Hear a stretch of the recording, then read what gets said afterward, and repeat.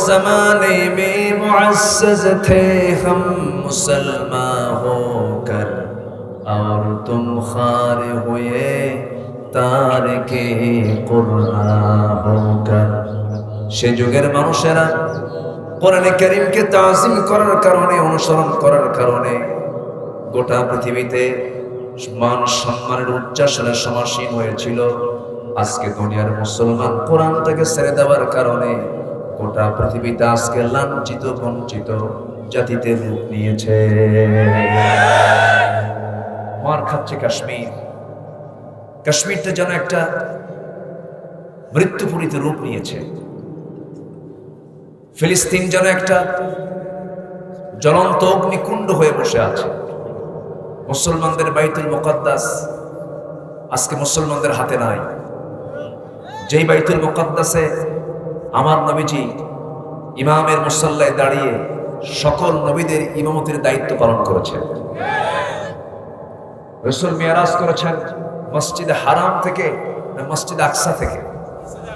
মসজিদ আকসা থেকে। মসজিদে হারাম থেকে তিনি ইসরা করেছেন, রাতের ভ্রমণটা করেছেন, কিন্তু মিরাজ হয়েছে কোন মসজিদ থেকে? আকসা থেকে। ঊর্ধ্বগমন হয়েছে তার। সম্মানিত ভাইয়েরা, সেই বাইতুল মুকাদ্দাসকে নিয়ে কত ষড়যন্ত্র, কত কি চলছে। আমি যেহেতু মেরাজের মাস, আমি একটু প্ল্যান করেছি কিছু মেরাজ নিয়ে কিছু কথা বলার জন্য। শুনতে রাজি আছে তো? জোরে বলি ইনশাআল্লাহ। রাসূল যে মেরাজ করলেন, মেরাজের 3টা কারণ। কয়টা কারণ বলেন? আমি যতটুকু গবেষণা করেছি 3টা কারণ হচ্ছে তার মেরাজের।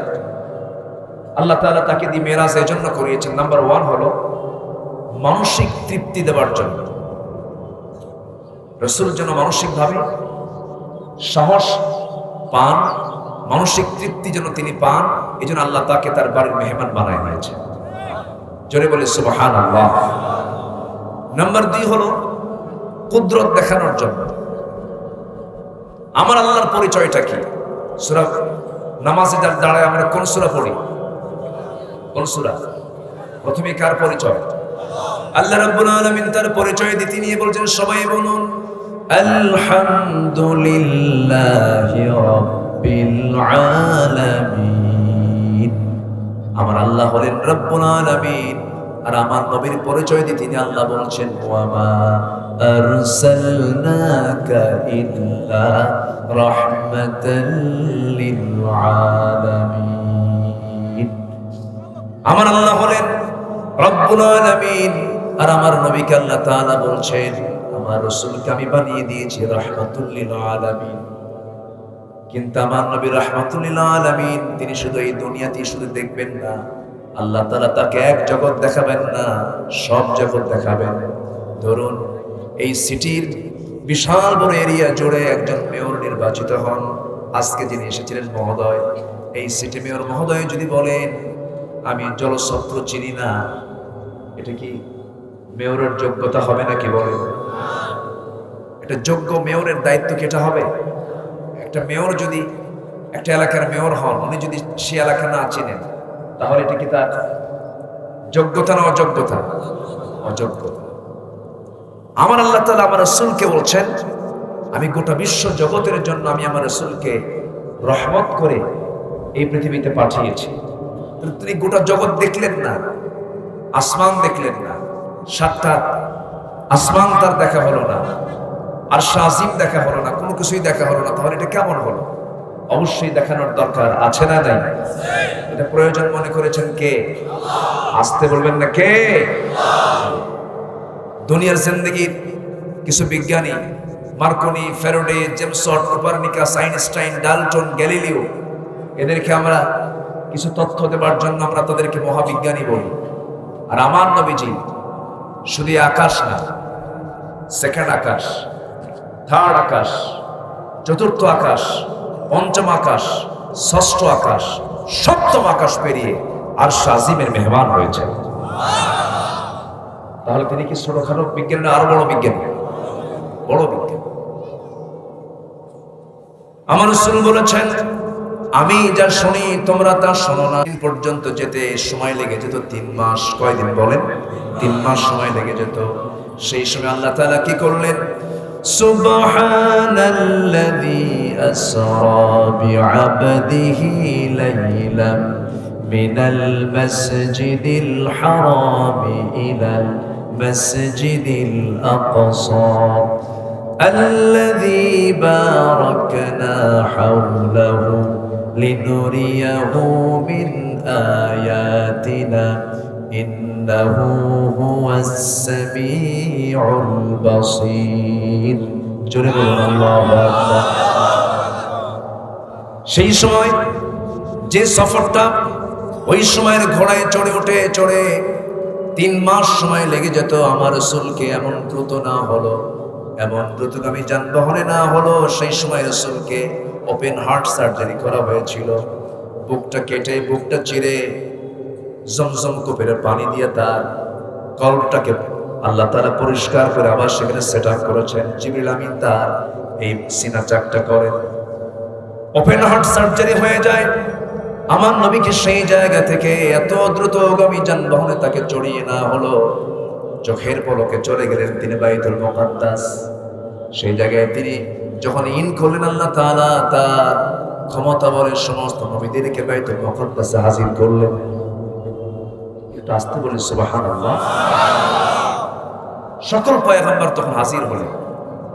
আমার নবীজি সবাইকে দেখলেন। আমার নবী হলেন অতিথি। আমার নবী কি? অতিথি। সকল নবীদেরও অতিথি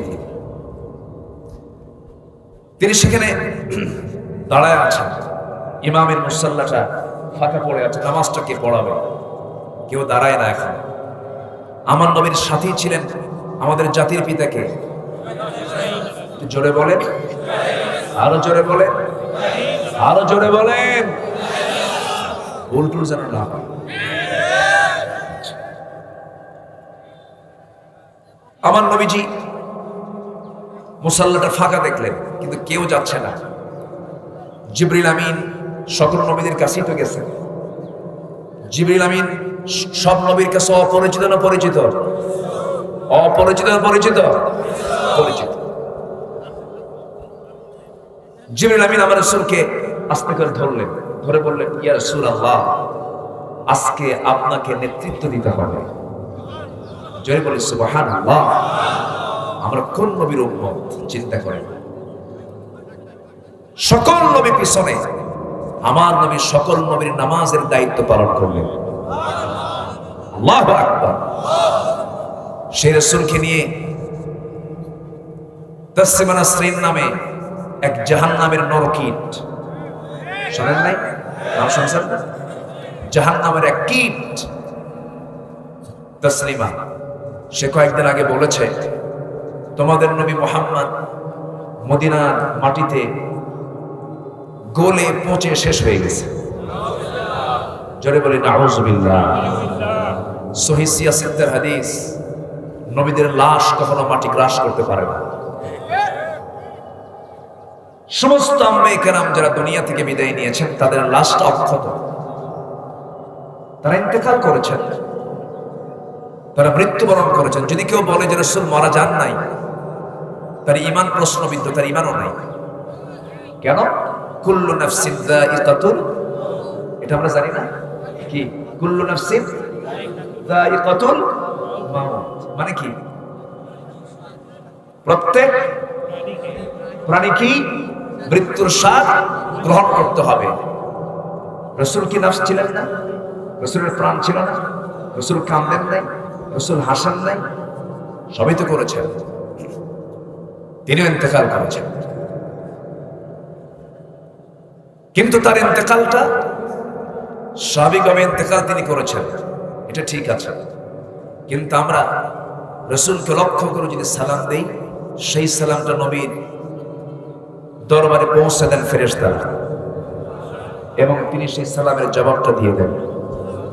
তিনি আছেন আলমে বারজাখ, কবরের জিন্দেগিতে আছেন, কবরের এই বিশাল অন্তর্বর্তীকালীন সময় তিনি পার করছেন। কিন্তু আমাদের মতো এরকম করে যে বসে বসে দুনিয়ার জিন্দেগির যে এরকম কিছু না। উনি একটা টাইম অতিক্রম করছেন, সামনে সবার সামনে কিয়ামত আছে না নাই? সে কিয়ামতের অপেক্ষা খবরবাসী করছে, যেমন উনি তেমন করে অপেক্ষা করছেন। সম্মানিত ভাইয়েরা, রাসূলের লাশ পচবে না, গলবে না, কোনো মাটির ক্ষমতা নাই। তসলিমার মতো এক জাহান্নামের কীট বলল পচে গেছে, গলে গেছে। এই কথার বিরুদ্ধে শক্ত কোনো কথা আমরা কি শুনতে পেয়েছি? আস্তে শুনতে পেয়েছি? এটা কয়েকদিন আগে সে বলেছে। কিন্তু উম্মতে মুহাম্মাদের দায়িত্ব কি জানেন? আল্লাহর বিরুদ্ধে, নবীর বিরুদ্ধে, ইসলামের বিরুদ্ধে যেই কথা বলবে তার জিহ্বা টেনে ছিঁড়ে ফেলা, প্রতিবাদের ঝড় তোলা, বাতিলদের বিরুদ্ধে মোকাবেলা করা। যেই মুখ ইসলামের পক্ষে কথা বলতে পারে না, জিহাদ ইসলামের পক্ষে নড়াচড়া করতে পারে না, যে চিন্তা ইসলামের জন্য চিন্তা করতে পারে না, তার হৃদয়টা হচ্ছে মুনাফিকের হৃদয়। ওই বাতিল দুর্গাঘাত থানার জন্য সর্বোচ্চ শক্তিকে নিয়োগ করতে রাজি আছেন আপনারা? রাজি আছেন কারা? একটু হাত উঁচু করে দেখান।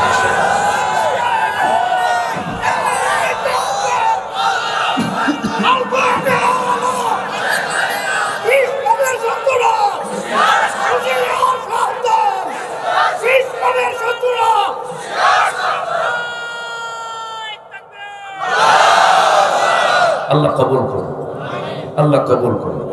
জোরে বলি আমিন।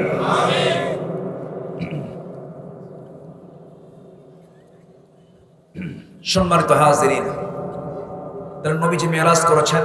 তার মেরাজ হয়েছে কয়টা কারণে? মনে আছে আপনাদের? কয়টা কারণে? তিনটা কারণ। এক নম্বর কারণ হলো একটু জিকির করে লা ইলাহা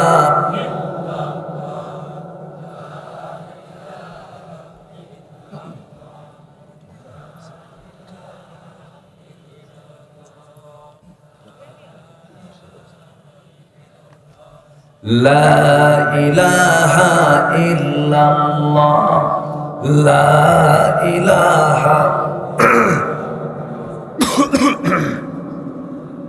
আরো জোরে লা ইলাহা।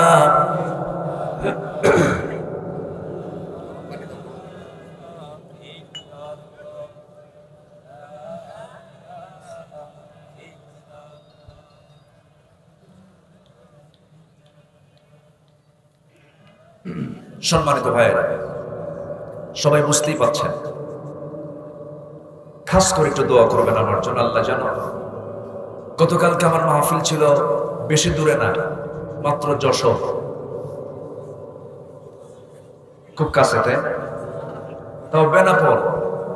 মনে হয় আমার আওয়াজটা ইন্ডিয়াবাসী শুনেছে। একদম পুটখালি নামক একটা এলাকায় মাহফিল ছিল। শেষ করেই আমি রওনা দিয়েছি। মাঝখানে ডাক্তারকেও দেখিয়েছি, বললাম, উনি বলতেছেন আপনি একটানা 7 দিন সকল প্রোগ্রাম বন্ধ, বেড রেস্ট। তো বললাম আমি বেড রেস্টে যাব আর মাহফিল কমিটি কবরে যাব। কথা বলতে শুধু সম্মানটা রক্ষা করার জন্য আমার আশা। এটা দোয়া করেন আল্লাহ যেন আমাকে খুব দ্রুত সুস্থ করে দেন। জোরে বলি আমিন, আরো জোরে আমিন। সম্মানিত ভাই, নাম্বার 1 হলো মানসিক তৃপ্তির জন্য। আমার নবীজির জীবনে যখন তিনি নবুয়ত পেলেন, নবুয়ত প্রাপ্তি পরপর রাসূল যখন নবুয়তের ঘোষণা দিলেন, যে লোকটা রাসূলকে খুব ভালোবাসত, সেই কাছের লোকগুলোই কিছু আবার অনেক দূরে চলে গেল। যেরকম ছিল আবু লাহাব। নবীর কি ছিল বলেন? কি ছিল? নবুয়ত পান নাই আবু তালেব, কি বলে, আবু লাহাব রাসূলকে খুব মহব্বত করত। কিন্তু রাসূল যখন বললেন এই জমিনে আইন চলবে কার? ইলাহা মাত্র কয়জন? একজন। তিনি কে? আল্লাহ তাআলা। এই পৃথিবীতে আল্লাহ ছাড়া কোনো প্রভু নেই, তার আইন ছাড়া কোনো আইন নাই। এই জাতীয় কথা যখন বলে ফেললেন, আবু লাহাব বলতেছে, মুহাম্মদ তোমার ধ্বংস হয়ে যাক। জোরে বলি নাউযুবিল্লাহ। সঙ্গে সঙ্গে আল্লাহ বলেন, তাব্বাত ইয়াদা আবি লাহাবি ওয়া তাব। মুহাম্মাদের ধ্বংস না, আমি আল্লাহ, তুই আবু লাহাব, তোর আমি ধ্বংস কামনা করছি। রাসূলকে গালি দিলে আল্লাহ তার জবাব দেন। আর আজকে রাসূলকে গালি দেওয়া হয়, দ্বীনকে নিয়ে কথা বলা হয়, মুসলমান চুপ করে বসে থাকে। আসতে বলবেন না, আছে না নাই? এটা কামনীয় নয়। মুসলমান অন্যের প্রতিবাদ যদি করতে না জানে, তার মুসলমান নামটা পাল্টান দরকার। ওয়ালতাকুম মিনকুম উম্মাতুন ইয়াদউনা ইলাল খায়র ওয়া ইয়া'মুরুনা বিল মা'রুফ ওয়া ইয়ানহাউনা আনিল মুনকার। তোমাদের মধ্যে এমন একটা দল থাকা দরকার যারা মানুষকে সৎ কাজের আদেশ দেবে, অসৎ কাজের বাধা প্রদান করবে।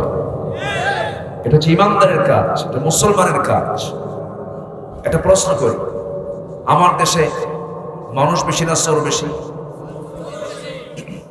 ভালো করে বলবেন। হ্যাঁ, চোর বেশি। নামাজি বেশি না বেনামাজি বেশি? হ্যাঁ, বেনামাজি বেশি। যে নামাজ না পড়ে সে কি ভালো না চোর? ছোট চোর না বড় চোর? আমি কি ভুল কইছি? মসজিদে গেলে পরে আমরা তো ভালো হতে পারিনি।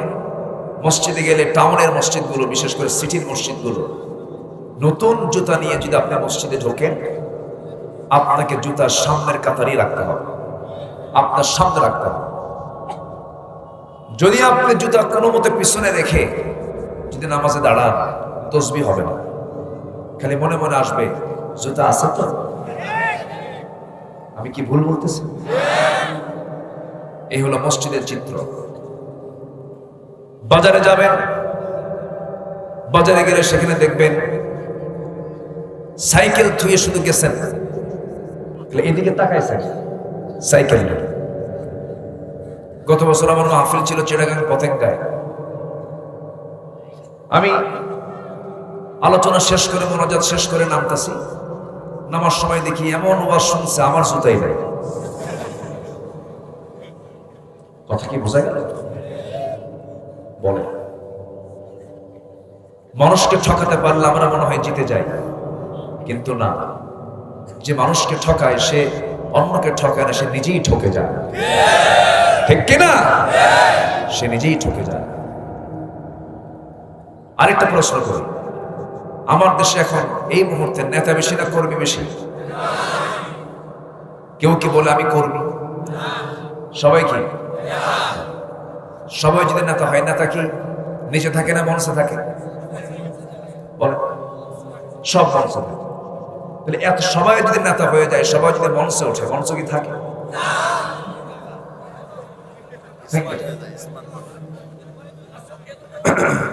সম্মানিত ভাইয়েরা, মসজিদে যান, মসজিদে যান, নেতা কয়জন? মেম্বারে বসে কয়জন? মেম্বার ভাঙ্গে? কোন হাই খাই আছে? কিলে কিলে আছে? মারামারি আছে? নেতৃত্ব আসবে মসজিদ থেকে। যে নেতার নামাজ নাই, সেই নেতৃত্বে আমরা নাই। যে নেতার নামাজ আছে, সেই নেতৃত্বে আমরা আছি। যে নেতা নামাজ পড়ে না, তাদের মুখে আমরা জুতা মারি।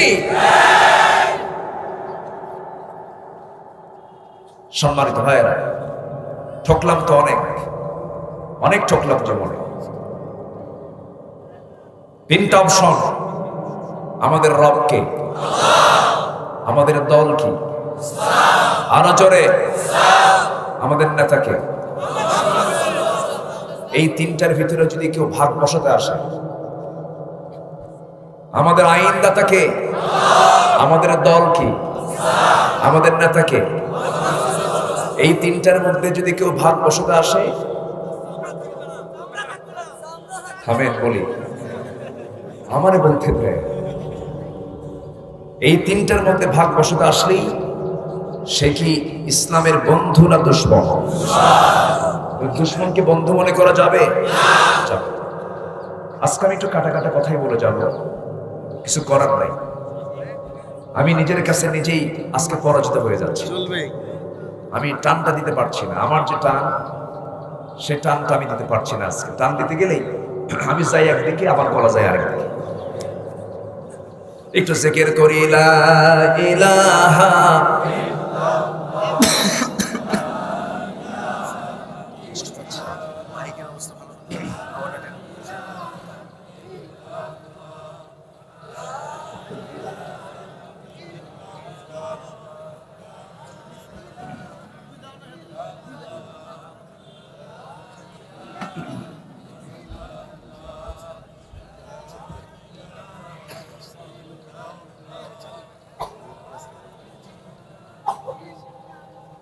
لا إله لا إله إلا الله سبحان الله والحمد لله আরো জোরে লা ইলাহা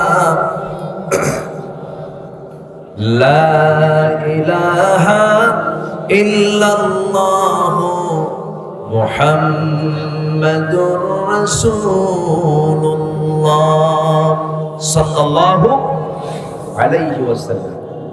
সম্মানিত ভাইয়েরা, সেই নামাজ আজকে মুসলমান পড়ে না। যে নামাজ রাসূল কোন জায়গা থেকে নিয়ে এসেছেন বলেন তো? মেরাজ থেকে। নবীজির জীবন থেকে দুজন মানুষের বিদায় হলো। রাসূল নবুয়ত পাওয়ার 10ম বছরে, যে 10ম বছরে আমার নবীজি হিজরত যখন করবেন, দুটো বর্ণনা পাওয়া যায়। ঠিক 1 বছর আগে। কয় বছর আগে? 1 বছর আগে। থাক, সমস্যা নেই, দিনের আলো তো আছে। আমাকে দেখা যাচ্ছে না? আমি তো দেখতে পাচ্ছি। ঠিক হিজরতের 1 বছর আগে আমার নবীজির জীবনে সবচেয়ে কাছের দুজন মানুষ, একজন হচ্ছেন আবু তালেব। যদিও কাফের, কিন্তু ভদ্র কাফের। কি কাফের বলেন? কি কাফের? ভদ্র, উচ্ছৃঙ্খল, আবু জেলের মতো। আমার রাসূলের খুব প্রিয় মানুষ ছিলেন তিনি, কিন্তু ইসলাম কবুল করেন নাই। ইসলাম কবুল না করলেও আবার নিজের ছেলে দুটাকে আবার নিয়ে বললেন, মুহাম্মদ, আমার ছেলে দুটো আমি তোমার হাতে দিয়ে দিলাম, তুমিও ভালো, তোমার ইসলামও ভালো। আল্লাহু আকবার বলেন। তুমি আমার ছেলে দুটো নিয়ে নাও। আমার নবীজি তার দুটো ছেলেকে কাছে নিয়ে নিলেন, জাফর এবং সাইয়েদনা আলী রাদিয়াল্লাহু তাআলা। এই দুইজন আমার নবীর হাতে বায়াত নিয়ে ইসলাম কবুল করলেন। কিন্তু রাসূল কখনো জোর করে চাচাকে বলেননি, চাচা আপনি ইসলাম কবুল করেন, বলেন না। কারণ দিন গ্রহণে ইসলাম কখনো জোর জবরদস্তি করে না। বাংলাদেশে অনেক অন্য ধর্মের মানুষ কালেমা পড়ে মুসলমান হয়েছে, কিন্তু অভিযোগ দেওয়া হয় মাঝে মাঝে ধর্মান্তরিত করার অভিযোগ। এটা ভুল কথা। কোন আলেম, কোন মুসলমান অন্য ধর্মের লোককে জোর করে কালিমাওয়ালা বানায় না, কারণ এটা ইসলামের নাইও। লা ইকরাহা ফিদ্দীন, দ্বীনের ব্যাপারে কোনো জোর জবরদস্তি। আমার নবীজি কোনোদিন কিছু বলেন নাই। মাঝে মাঝে একটু বলতেন যে মুহাম্মদ শোনো, আমার বাপ চাচার ধর্ম আমি ছাড়তে পারবো না, এই কথা বলে শেষ করে দিতেন। শেষ জীবনে হঠাৎ করে তার শরীরটা খারাপ। রাসূল তার পাশে গিয়ে দাঁড়ালেন, বললেন, চাচা আপনি আমার জন্য জেল খাটছেন। আবু জেল মারতে আসে। আবু তালেব সামনে দাঁড়ায় বলেন, আবু জেল, আমি দল করি তোর, আর পক্ষ আমার মুহাম্মদ। আল্লাহু আকবার বলেন। সেই আবু তালেব 3.5 বছর নবীর সঙ্গে জেলও খেটেছেন, বয়কটে থেকেছেন, না খেয়ে থেকেছেন। রাসূলকে কষ্ট দেননি কখন। তিনি মারা যাচ্ছেন। রাসূল বললেন, চাচা আপনি আমাকে ভাষা শিখালেন, আপনি আমাকে ব্যবসা শেখালেন, আপনি আমাকে বিয়ে দিলেন, আপনি আমার জন্য জেলও খাটলেন, শুধু একটা পর্ব বাদ আছে, টোটাল কালিমা বলতে হবে না, শুধু বলবেন লা ইলাহা ইল্লাল্লাহ, আমি আপনার জন্য বেহেশতের জামিন হয়ে যাব। চাচা একটা বার বলে না। আবু তালেব কতগুলো শুনে আর চোখের পানি ফেলে ফেলে কাঁদে, শেষে বলে, মোহাম্মদ আমি পারবো না। কেন? আমার দাদা আমার বাবার ধর্ম আমি ছাড়তে পারবো না।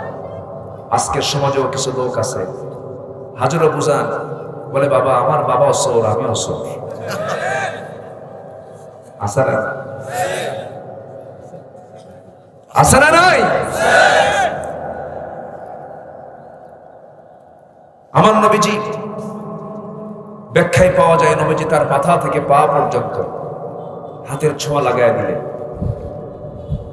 খুব চেষ্টা করলেন, কিন্তু শেষ পর্যন্ত হলো না। আল্লাহ তাআলা ওহী নাযিল করে জানিয়ে দিলেন, আপনি যাকে ভালোবাসবেন আপনি তাকে হেদায়েত দিতে পারবেন না।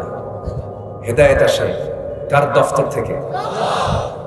ইহদি আল্লাহু মান ইয়াশা, আল্লাহ যাকে চান তাকেই হেদায়েত করেন।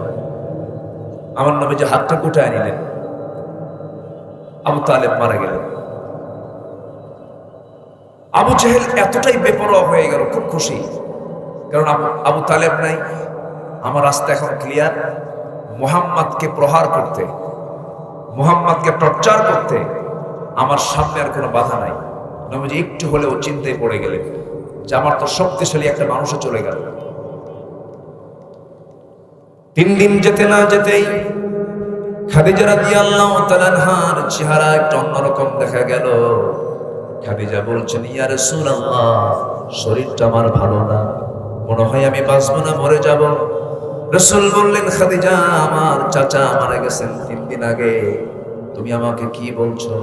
তিনি বলছেন, ইয়া রাসূলুল্লাহ, আমার মন বলছে আমি মনে হয় বাঁচবো না, আমি হয়তো চলে যাব।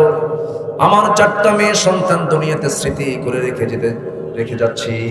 তবে ইয়া রাসূলুল্লাহ, পৃথিবীর শুরু থেকে আজ পর্যন্ত বহু মানুষ এসেছে, আরো সামনে আসবে, কিন্তু আপনার চাইতে শ্রেষ্ঠ মানুষ এই পৃথিবীতে কখনো আসে নাই, কখনো আসবে না। এমন একজন লোককে আমি আমার স্বামী হিসেবে পেয়েছি, আমি নিজেকে ধন্য মনে করছি। ইয়া রাসূলুল্লাহ, আমার বিয়ের পর থেকে নিয়ে এই দাম্পত্যময় জীবন চালানো পর্যন্ত, এই দীর্ঘ সফরে, দীর্ঘ সময় আমি আপনার কাছ থেকে কোনোদিন আপনার কাছে কোনো কিছু আবদার করি নাই, কোনো কিছু চাই নাই। আজকে আপনার কাছে কিছু চাবো, যদি আপনি আমাকে দিতেন। রাসূল কেঁদে ফেলে বলছেন, খাদিজা রে, কি বলতে চাও তুমি বলো? তুমি তো আমার কাছে কোনোদিন কোনো কিছু চাও নাই, বরঞ্চ তুমি আমার জন্য উজাড় করে দিয়েছ, আমার জন্য সবকিছু বিলিয়ে দিয়েছো। খাদিজা, তুমি আজকে কি বলবে আমাকে বলো। তিনি বলছেন, ইয়া রাসূলুল্লাহ, এই জাগতিক জীবনের কোনো কিছু আমি চাই না, আজকে আপনার কাছে চাচ্ছি। ইয়া রাসূলুল্লাহ, মেহেরবানি করে আমার 3টা আবদার আপনি পূরণ করবেন। কি আবদার বলো খাদিজা? দুনিয়ার কোনো সম্পদ নয়, দুনিয়ার কোনো কিছু নয়, আমি যদি দুনিয়া থেকে বিদায় হয়ে যাই, আমার মন বলছে আমার এই টুটা ফাটা আমল নিয়ে আমি কবরের 3টা প্রশ্নের জবাব আমি দিতে পারবো না। কবরকে আমি বড় ভয় পাচ্ছি হুজুর, এই জন্য আমার পক্ষ থেকে আপনার কাছে আরজি হলো, আমি যখন মারা যাব আমার লাশটা আপনি বহন করবেন, কবরের মাটিতে শোয়া দিবেন, আমার চেহারা আপনি কিবলামুখী করে দিবেন, এবং কবরের মাটিতে ততক্ষণ পর্যন্ত দাঁড়ায় থাকবেন যতক্ষণ না সওয়াবের ফেরেশতা না আসবে। ফেরেশতা যখন চলে আসবে, 3টা প্রশ্ন যখন শুরু করে দেবে, আপনি রাসূল আপনি এই 3টা প্রশ্নের জবাব আমার হয়ে দিয়ে দিবেন। নবীর চোখের পানি গড়ে গড়ে পড়ে। আমার রাসূল বলছেন, খাদিজা রে, জীবনে কোনো কিছু চাও না, আজকে তুমি আমার কাছে যে আবদারটা করলে যাও, এই সমস্ত ওয়াদাগুলো আমি রক্ষা করব। আম্মা জান খাদিজা রাদিয়াল্লাহু তাআলা দুনিয়া থেকে বিদায় নেন। এমন একজন নারী, এই পৃথিবীতে আল্লাহ তাআলা একজন নারীকে সরাসরি সালাম দিয়েছেন, তিনি হচ্ছেন খাদিজা। যখন সুবহানাল্লাহ, সম্মানটা কত, মর্যাদাটা কত, যাকে আল্লাহ নিজে সালাম দেয়, সেই খাদিজা কবর নিয়ে টেনশন করছে। আর আজকের দুনিয়ার কিছু মুসলমান আছে 7 দিনে একদিনে মসজিদে যায়, সেজদা দিয়ে আবার বলে আল্লাহ আমারে জান্নাত না দিয়ে যাবে কোথায়? এরকম আছে না? আছে না? নাই? আমার নবীজি খাদিজার জবাবে বলেন, খাদিজা তুমি যা বলেছ আমি একটা একটা করে অক্ষর অক্ষরে পালন করব। খাদিজা ইন্তেকাল করলেন। আমার নবীজি তার লাশটা বহন করলেন, কবরে শোয়া দিলেন, কবরের মাটিতে দাঁড়ায়া থাকলেন। জিবরাইল আমিন বলছেন, ইয়া রাসূলুল্লাহ, খাদিজার কবরে আপনি কেন দাঁড়ান? আপনি ওঠেন। রাসূল বলছেন, খাদিজার সঙ্গে আমার ওয়াদা হয়ে গেছে, 3টা প্রশ্নের জবাব দিতে হবে। সঙ্গে সঙ্গে জিবরাইল আমিন বলছেন, ইয়া রাসূলুল্লাহ, খাদিজার 3টা প্রশ্নের জবাব দেওয়ার জন্য আজকে আপনার কোনো প্রয়োজন নাই, আরশের মালিক আল্লাহ তাআলা যথেষ্ট হয়ে গেছে। আল্লাহু আকবার। কে যথেষ্ট? আল্লাহ যথেষ্ট। খাদিজা রাদিয়াল্লাহু তাআলা আনহা কবরস্থ হলেন। আমার নবীজি তার ম্যাক্সিমাম আত্মীয় স্বজন সব শুয়ে আছে হলো মদিনায়, কিন্তু সবচেয়ে কাছের মানুষ শুয়ে আছে কোথায়? মক্কা। আমি নিজের চোখে দেখেছি মকবরায়ে মুআল্লায় আম্মা জান খাদিজা শুয়ে আছেন। রাসূল ওই কবরস্থ করার পর বাসায় ফেরেনই নাই, ঘরে ফেরেন নাই। আবু জাহেলের বিশাল ষড়যন্ত্র শুরু হয়ে গেছে রাসূলকে নিয়ে। সাহাবা কেরামকে ধরে ধরে বাড়তেছে, নবীর কানে সংবাদগুলো আসতেছে। 3 দিনের ব্যবধানে এই 2 জন মানুষের বিদায় রাসূলকে চিন্তার মধ্যে ফেলে দিল। ইসলামের ইতিহাসে এই বছরটাকে বলা হয় হলো আমুল হুজন, চিন্তার বছর। প্রচন্ড চিন্তায় পড়ে গেলেন রাসূল, কিন্তু সাহায্য কে করেছেন? আসতে বলে সাহায্য কে করেছেন? আল্লাহ করেছেন। সর্বশেষ কি হলো? আমার নবীজি বিষণ্ণতায় দিনগুলো কাটতেছে, টেনশনে দিনগুলো কাটতেছে, চরম টেনশনে আছেন। সাহাবা কেরামদের প্রতি কাফের মুশরিকদের অত্যাচারের রেকর্ডগুলো নবীর কানে আসতেছে, নিজের চোখে দেখতেছেন।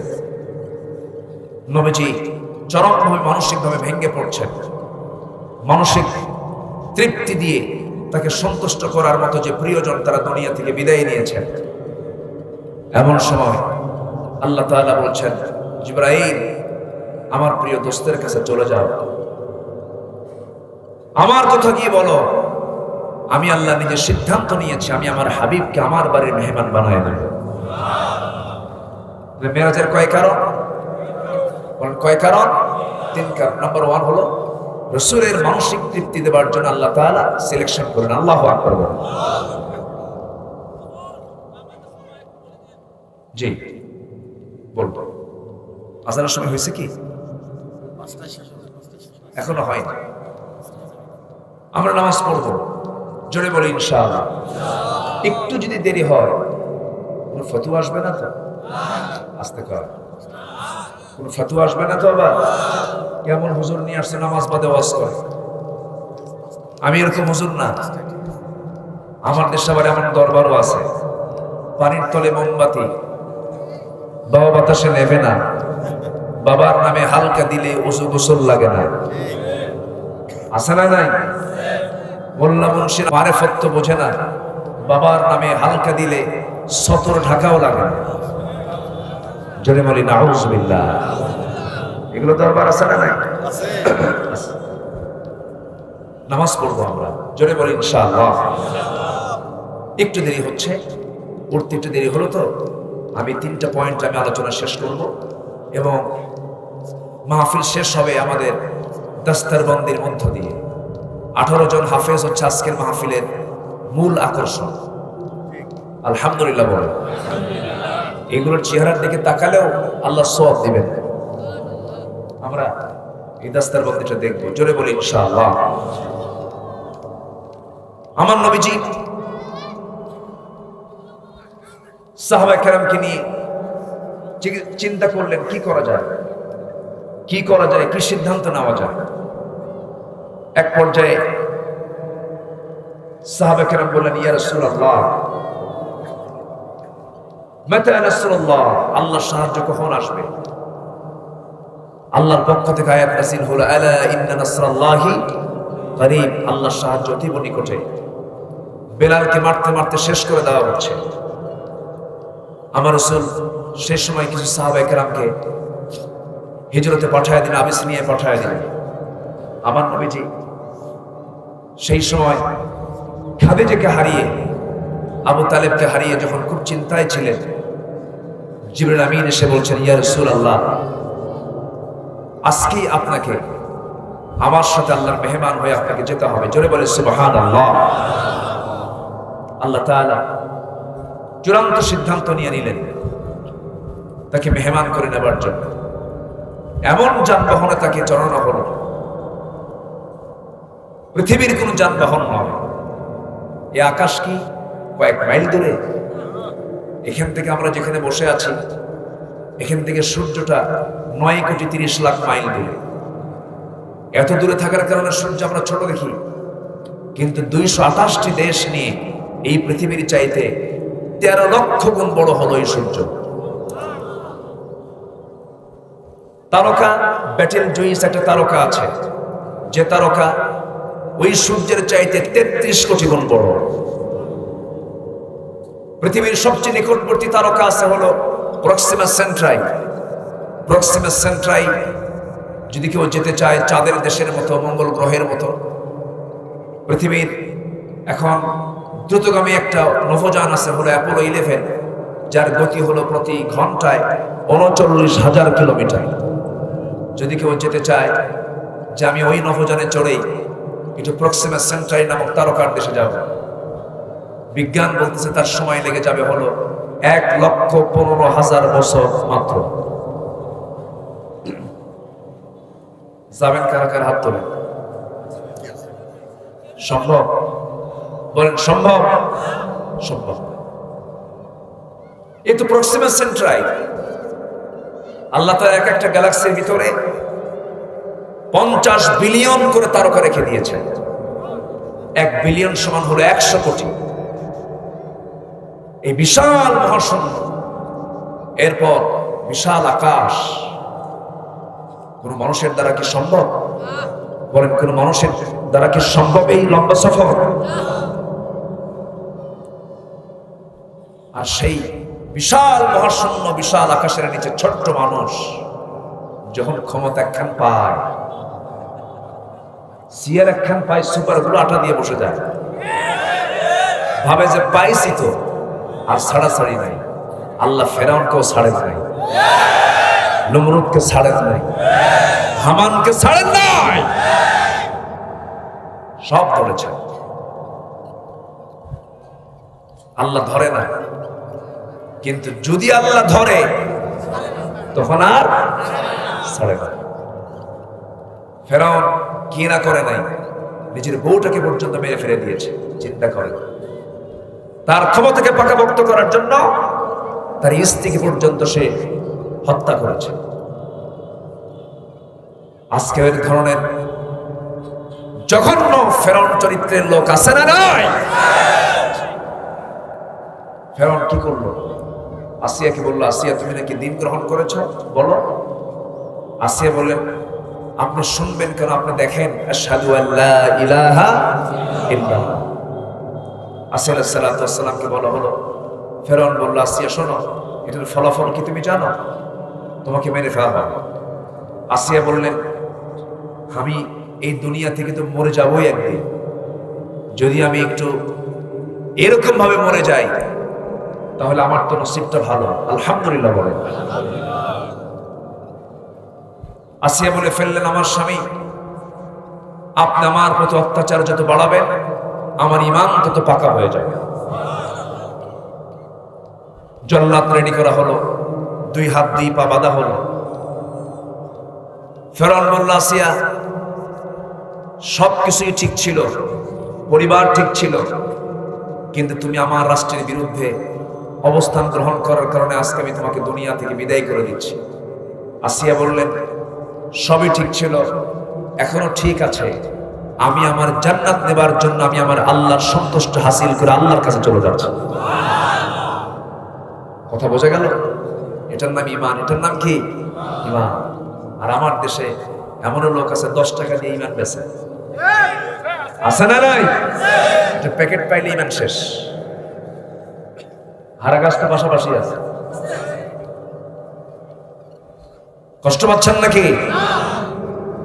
আসিয়া আলাইহিস সালাতু ওয়াস সালাম তার সামনে জল্লাদ চলে আসছে, করাত তার কপালে লাগাবে। এমন সময় আসিয়া আলাইহিস সালাতু ওয়াস সালাম তিনি একটা দোয়া করেছেন। সেই দোয়াটা হলো রব্বি বিনিলি ইনদাকা বাইতান ফিল জান্নাতি ওয়া নাজ্জিনি মিন ফিরআউনা ওয়া আমালিহি। আয় আল্লাহ তাআলা, তুমি আমার জন্য বানিয়ে দেবে জান্নাতের মধ্যে একটা মাত্র ঘর, কিন্তু সেই ঘরটা হওয়া চাই তুমি আল্লাহ তোমার ঘরের দেওয়ালের সাথে, তোমার দেওয়ালের সাথে যেন আমার, তোমার ঘরের দেওয়ালের সঙ্গে যেন আমার ঘরটা যেন থেকে যায়, এবং ফেরাউনের অনিষ্ট থেকে তুমি আল্লাহ আমাকে বাঁচায়া দাও। আল্লাহকে কত কাছে মনে করলে পরে এমন করে দোয়া করা যায়। আল্লাহ তাআলা ফেরাউনের স্ত্রী আসিয়ার কিতাব ছিল হলো তাওরাত কিতাব, কিন্তু তিনি যে দোয়াটা করেছেন সেই দোয়াটা স্থান পেয়েছে কোরআনে কারীমের ভিতরে। কারণ কিয়ামত পর্যন্ত উম্মতে মুহাম্মাদীরা যেন আসিয়ার মতো দোয়া করে। জোরে বলি সুবহানাল্লাহ। আমরা ঈমান নিয়ে মরতে চাই। মুনাফিকের জীবন দিয়ে কি লাভ? দুনিয়ার সামান্য যশ খ্যাতির জন্য ঈমান বিক্রি করে কি লাভ? আছে না দুনিয়াতে এরকম লোক? আছে না নাই? আছে না নাই? আচ্ছা, আমরা এগুলো করব না, আমরা আখিরাতকে ক্লিয়ার করব। জোরে বলি ইনশাআল্লাহ। সম্মানিত ভাই, তাহলে আমার নবী যে এই বিশাল লম্বা সফর করেছেন দুনিয়ার কোন যানবাহন দিয়া, কার ফ্লাইটে চড়ে? বলেন, কার ফ্লাইটে চড়ে গেছেন? আল্লাহর ফ্লাইটে চড়ে গেছেন। আর শাজিম, জান্নাত, জাহান্নাম সব তিনি দেখে আসলেন। ফিরে আসার পথে সকল নবীর সঙ্গে তার দেখা হয়েছে, কিন্তু একজন নবীর কথা আমার নবীর বেশি মনে ছিল। সেই নবীটা কি বলেন তো? বলেন, মুসা। সবাই তো আজ জানেন, মাশাআল্লাহ, আলহামদুলিল্লাহ বলেন। মুসার কথাটা তার বেশি মনে ছিল। কেন? তার সঙ্গে একটু বেশি কথা হয়েছে। ধরুন আমি এখানে আসছি, অনেকে তো আমার সঙ্গে সালাম কালাম করেছেন, সবার কথা কি মনে রাখা সম্ভব? সম্ভব না। কিন্তু যিনি আমাকে খাওয়ালেন, যিনি আমার সঙ্গে সর্বক্ষণ বসলেন, আমি তাকে কিন্তু মনে রাখবো। আগামীকাল যদি দেখা হয়ে যায় তখন আমি তার কথাটা মনে রাখতে পারবো। সবার কথা কি মনে থাকবে? থাকবে না। আমার রাসূলের সবার কথা মনে নেই, কিন্তু মনে ছিল কোন নবীর কথা? মুসার কথা। আমার নবী যে ফিরে যাচ্ছেন মেরাজ শেষ করে, ফিরে যাওয়ার পথে আল্লাহর পয়গম্বর মুসা তাকে আটকিয়ে দিয়ে বললেন, আল্লাহর হাবিব, আল্লাহ আপনাকে কি দিলেন? তিনি বললেন, আল্লাহ আমাকে আমার উম্মতের জন্য 50 ওয়াক্ত নামাজ দিয়েছেন। 50 সালাতান, 50 ওয়াক্ত নামাজ। তাই 50 ওয়াক্ত নামাজ আমার বিশ্বাস আপনার উম্মতরা পড়তেই পারবে না। মুসার যুক্তি কি ব্যাঠিক না সঠিক? মাঝে মাঝে কিছু বুড়া চাচাও আছে, আসর নামাজ পড়ে বলে এত ঘন ঘন নামাজ পড়া যাবার মাগরিব আছে না? এরকম এত বড় উজু করে যায়। 50 ওয়াক্ত হলে তাহলে কি হতো? মুসা আলাইহিস সালাম বললেন, নামাজ কমাতেই হবে, আপনি নবী বড়, কিন্তু আমি মুসা নবী ছোট হলেও আপনার আগে আমি উম্মত চষাইছি। আমার জানা আছে এটা কোন জাত। আল্লাহু আকবার বলবেন। আমার রাসূল বলেছেন, ভাই মুসা আমি কেমনে যাব? আমি তো আল্লাহর কাছ থেকে বিদায় নিয়ে আসছি। কেন? আপনি যান, আল্লাহ যদি কিছু বলে আপনি আমার নামটা নেবেন। সুবহানাল্লাহ বলবেন না? আপনি আমার নামটা নেবেন। জি, আমি শেষ করব। আমার নবীজি যাবেন না, কিন্তু তাকে জোর করে পাঠায় দেওয়া হলো। মানে জাস্ট গেলেন। মুসা আলাইহিস সালাতু ওয়াস সালাম খুব দামি নবী ছিলেন। এত দামি নবী ছিলেন, এই কোরআনে সবচেয়ে বেশি নাম যে নবীর খুঁজে পাওয়া যায়, হাফেজরা এখানে বসে আছেন, কোন নবীর নাম বলেন? নামটা কেন থাকবে না? ফেরাউনকে সাইজ করছেন কে? কে বলেন? শক্তির দরকার নাই, ইমানের দরকার নাই, সব ছিল তার মধ্যে। প্রচন্ড রাগী ছিলেন, প্রচন্ড মেজাজী ছিলেন। সেই মেজাজ ছিল ইসলামের পক্ষে, বাতিলদের বিরুদ্ধে। মুসলমান প্রতিবাদী না হওয়া পর্যন্ত সমাজ থেকে সুদ, মদ, জেনা, ব্যভিচার বন্ধ হবে না। মুসার মতো মেজাজ দরকার আছে না নাই? সম্মানিত ভাইয়েরা, মুসা আলাইহিস সালাতু ওয়াস সালাম আল্লাহ রাসূলকে সামনে পেয়ে কথাগুলো বললেন। আমার নবীজি আল্লাহকে বলেন, আল্লাহ আমি তো চলেই গেছিলাম, মাঝখানে একজন আমাকে আটকিয়ে দিয়েছে। কে? আমার ভাই মুসা। আল্লাহ বলেন, আমার হাবিব এমন লোক, যে লোক যা বলে তা করে ছাড়ে। সুবহানাল্লাহ বলেন। যা সব বারা কই হাফিজরা আসতেছে না? আসো। জি ঠিক আছে, সব চলে আসো।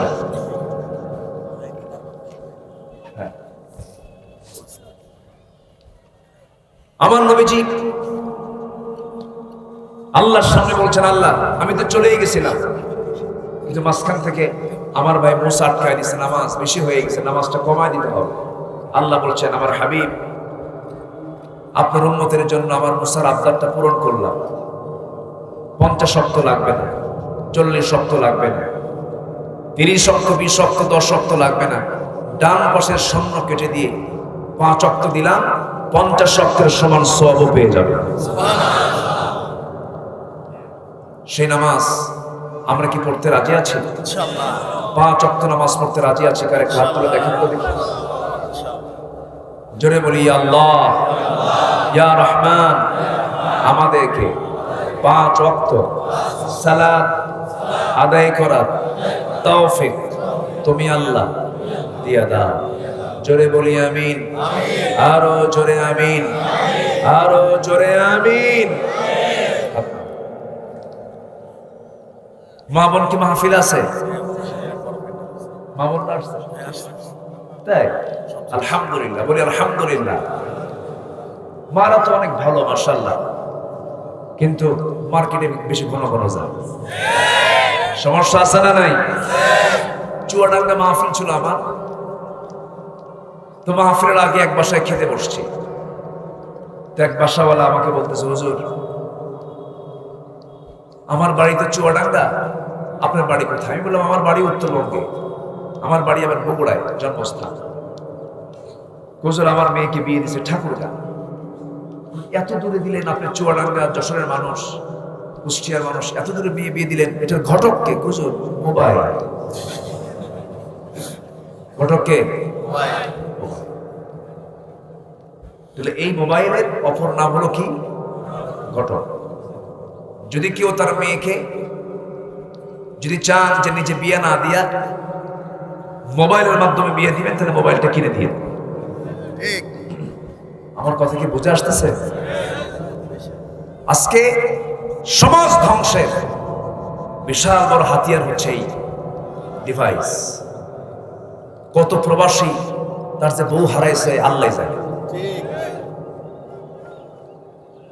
যত নোংরামি, যত দুষ্টামি, সব এটা কেন্দ্রিক হয়ে থাকে। শিশুর হাতে আপনি আপেল দিলেন, চাকু দিলেন, বাবা তুমি চাকু দিয়ে আপেলটা কেটে খাও। আপেল কাটবে না হাত কাটবে? হাত কাটবে, কারণ সে তার চাকু দিয়ে আপেল কাটার মতো সেই হাতের দক্ষতা আসে নাই। মোবাইল সবার জন্য ব্যবহার করা ঠিক না। মোবাইল সে ব্যবহার করবে যার ইমানের মজবুতি আছে। ইমান যারা দুর্বল, তার মোবাইল ব্যবহার করাও যাবে না। আল্লাহ তুমি মা বোনদেরকে ইসলাম অনুশাসন মেনে চলার তৌফিক দিয়ে দাও, আমিন। পর্দায় থাকার তৌফিক দিয়ে দাও, কোরআন মেনে চলার তৌফিক দিয়ে দাও। সম্মানিত হাজিরিন, আমি ধীরে ধীরে আলোচনার শেষ প্রান্তের দিকে যাচ্ছি। আমার বুকে খুব রক্তক্ষরণ হচ্ছে। আজকে এত হাজার হাজার মানুষ যে আকাঙ্ক্ষা নিয়ে আপনারা এসেছিলেন, সেই কাঙ্ক্ষিত আকাঙ্ক্ষা আমি পূরণ করতে কমপ্লিটলি পারলাম না। আমার আলোচনা যারা শোনেন, অনলাইনে যারা আমার আলোচনা শোনেন নিয়মিত রেগুলার যারা শ্রোতা, তারা বুঝতে পারছেন যতটুকু হয়েছে আমরা বলে ফেলি আলহামদুলিল্লাহ। আমার জন্য দোয়া করবেন না? মুখ দিয়া না দিল দিয়া? ভালো করে কর, মুখ দিয়া না দিল দিয়া? সবাই বলি আল্লাহুম্মা লা তাদা লানা যামবান ইল্লা গফারতাহু ওয়ালা হাম্মান ইল্লা ফাররাজতাহু ওয়ালা দাইনান ইল্লা কাদাইতাহু ওয়ালা মারিদান ইল্লা শাফাইতাহু ওয়ালা হাজাতান মিন হাওয়াইজিদ দুনিয়া ওয়াল আখিরাহ। এটা হচ্ছে সকল চাহিদা পূরণের দোয়া। আলহামদুলিল্লাহ বলুন। এই দোয়া শিখিয়েছেন মুহাম্মদ সাল্লাল্লাহু। আরেকটা দোয়া আমরা বলি, আল্লাহুম্মা ইন্নী আউযু বিকা মিনাল হাম্মি ওয়াল হাযানি ওয়াল আজাজি ওয়াল কাসালি ওয়াল জুবনি ওয়াল বুখলি ওয়া দালা'id দাইনি ওয়া গলাবাতির রিজাল। আল্লাহ তাআলা 8 প্রকার, সকল প্রকার 8 প্রকার বালা মুসিবত থেকে আল্লাহ তাআলা বান্দাকে হেফাজত করেন। এই দোয়াটা পড়বে।